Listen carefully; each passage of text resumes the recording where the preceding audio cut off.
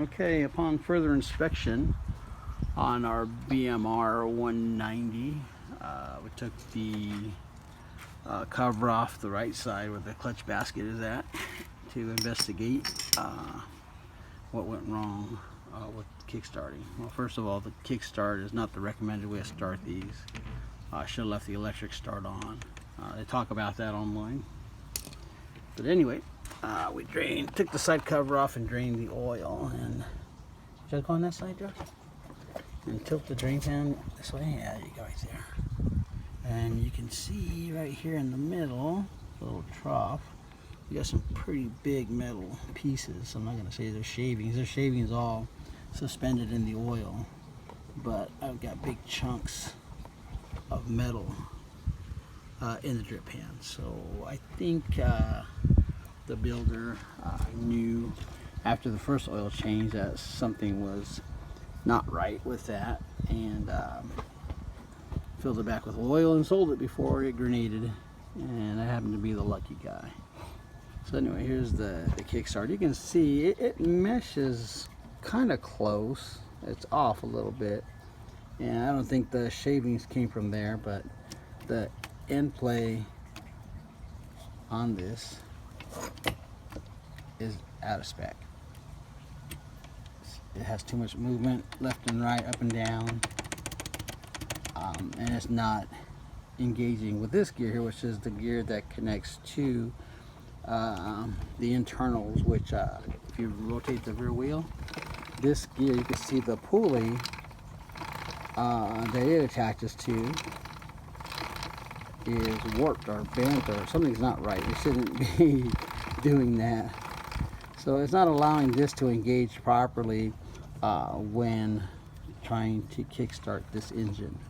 And I think it's all due to the end play on this, the kickstart shaft that goes through the internals of the engine. Something's not right there. So I think it's just a defective engine that was eventually going to fail. Not sure what the deal was on this engine. I didn't buy the engine, the builder did. But maybe he got some deal, I don't know. But yeah, this thing's shot. It's not even, it's not even worth rebuilding it. They're so cheap, Chinese engines. So I'm gonna go a different route. Found another interesting thing about the exhaust, which we really liked. The pipe itself here, if you look at this scarring on it, comes in contact with the swing arm.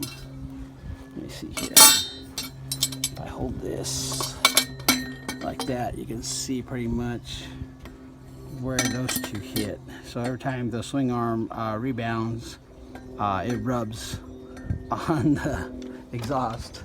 So not only did the exhaust interfere with the electric starter, it just didn't fit the bike altogether yet. You know, he went ahead and mounted it on there. It looked cool, but yeah, eventually that was going to fail too. You can even see the mount here for the electric starter. He took the starter off. You'll normally mount here, and I believe the mounting holes are here on the cover. Yeah, they're right here. I got this hanging right now, but you can see this too. It's just a open inlet to the engine. You can see the gearing, so if a rock popped in there or something, that's going to have a problem. But more interesting is this whole assembly is super loose. You can just take it off pretty much.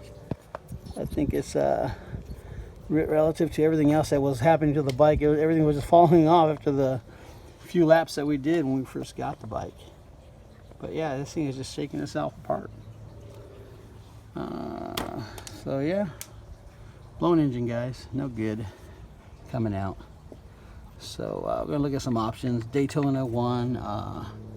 Actually, we're thinking of beefing up a Honda engine and throwing it in here, but I'm not gonna get the performance we're looking for. This is a 190cc, kind of in a compact case, which I liked.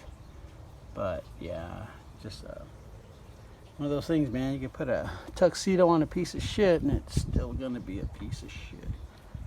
So that's all I got for today, guys. Just saying you got a little update.